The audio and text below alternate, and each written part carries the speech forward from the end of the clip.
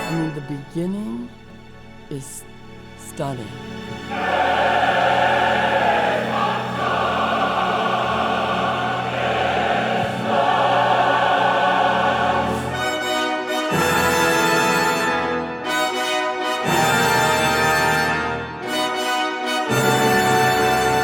This guy thinks about sound in such an incredible way. I have loved these moments of overwhelming joy.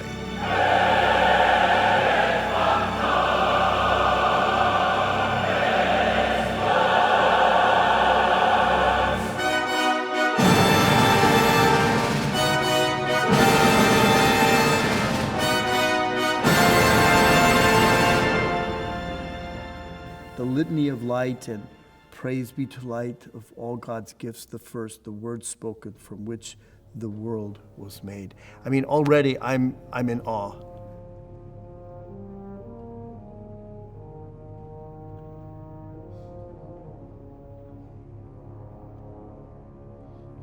Hello everyone, I'm Carl St.Clair, and I've had the great honor of being music director of the Pacific Symphony since 1990, so this makes my 33rd season as and during my time with music as music director. We've taken 2 international tours, we've made several recordings, and most importantly, we've commissioned quite a few works. And Fiat Lux happens to be our latest, and it also happens to be our first work that we've performed by James MacMillan.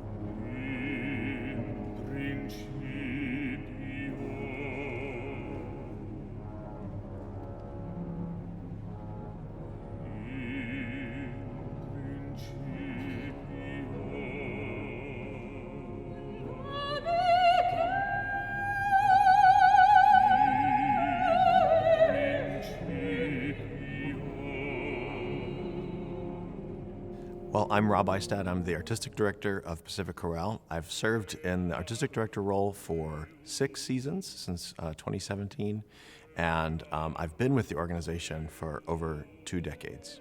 MacMillan is a really vocal composer. Like, he understands the instrument and writes beautifully for a symphony chorus. You know, sometimes a composer might write well for like a small choir, but I feel like he is really adept at writing for a variety of sizes, and he knew he was writing for the Pacific Chorale and our forces, which was totally awesome.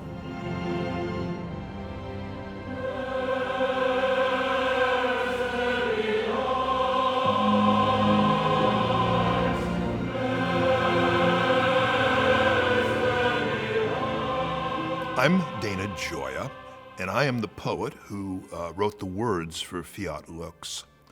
James MacMillan and I were asked to create a work to celebrate the rededication of Philip Johnson's famous Crystal Cathedral. And it struck me as just a wonderful occasion. There was this modernist church that was being linked to this ancient religion.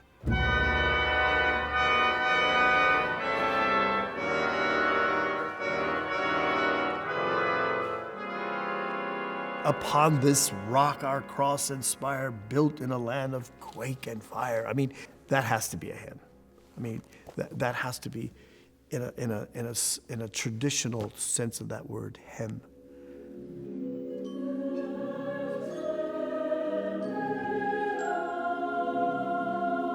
Because this piece was written to honor the consecration of Christ Cathedral in Orange County. He was honoring this conceit that the cathedral in a land of fire and earthquake is all made of glass. And how extraordinary, how bold, and how awesome it is that somebody would choose to create something so beautiful and so delicate in this place that can sometimes be rather inhospitable.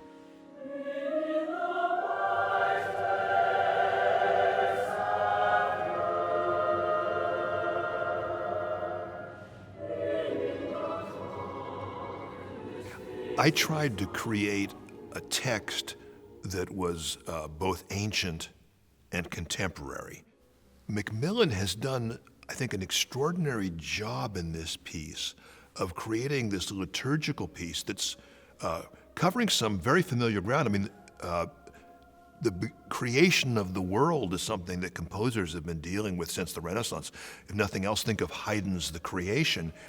And James has consistently in this work found ways of doing these things entirely in a new way.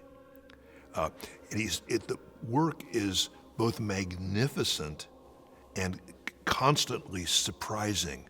Just when you think you know where you are, the texture changes, the tempo changes in this way which is dazzling in its mastery and originality.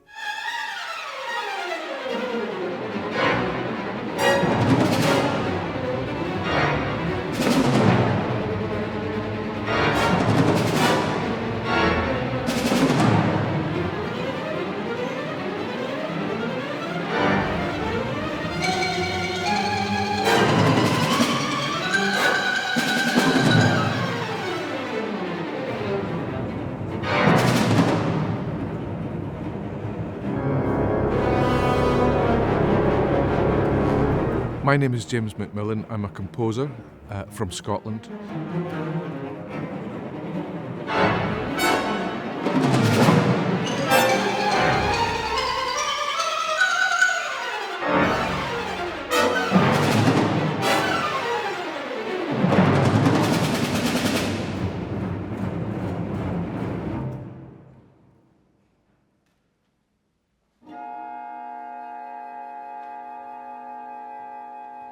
The Amundsons show a great interest in the arts, both in this country but also in many other countries, including the United Kingdom.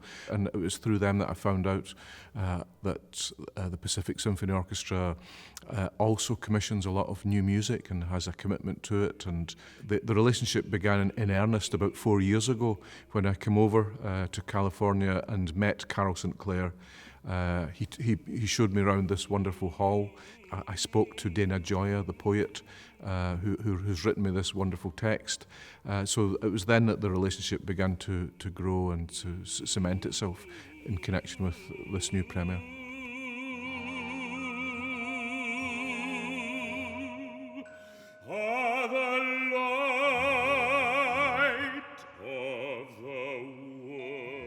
I thought, oh, well, that's a great idea. We'll just commission an oratorio.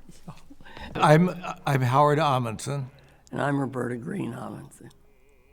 We had heard James's music more than once. Yes. We had heard it at the Barbican, we heard it at the Sistine Chapel, and then we heard it at the premiere in Edinburgh. So we knew James's music and liked it.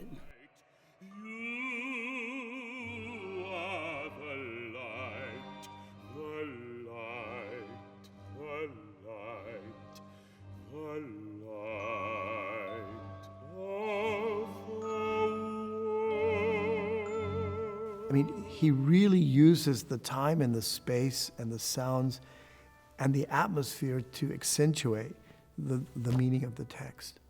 I have loved in the performances these moments of overwhelming joy that come through to the audience when the choir and the orchestra understand together that they're making a work of great beauty. The words relate to this sacred place.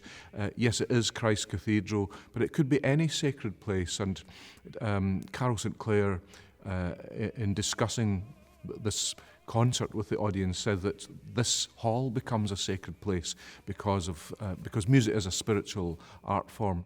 We're here in this beautiful concert hall. I mean, as I said to the audience last night, this has to become our cathedral for this evening. It puts me in a frame of mind and in a frame of heart. If I'm in a cathedral, I'm different than if I'm at a Parks concert, or if I'm in the Waldbühne in Berlin, or if I'm in an outside environment, even other inside environments. But on this week's occasion of concerts, this has become, really a cathedral of sound. There are words in Dana's poem which refer to the cathedral itself, but also to California, this land of quake and fire. This is a poem about here, it's a poem about California, it's a poem about America in many ways, and I think the audience see something of themselves in those words, and for that reason it was a great privilege to be able to write this, as I see it, my love letter to America in this work, Fiat Lux.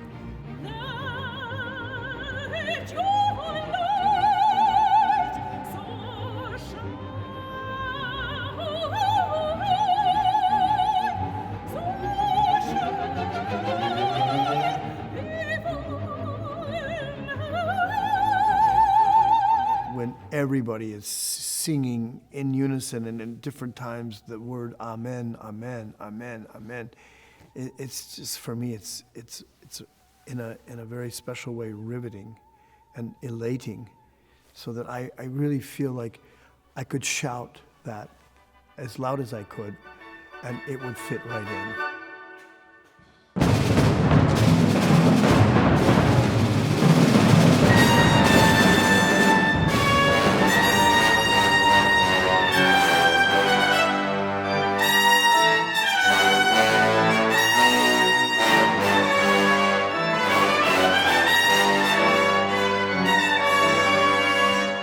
I mean, you could just feel it echoing through the universe.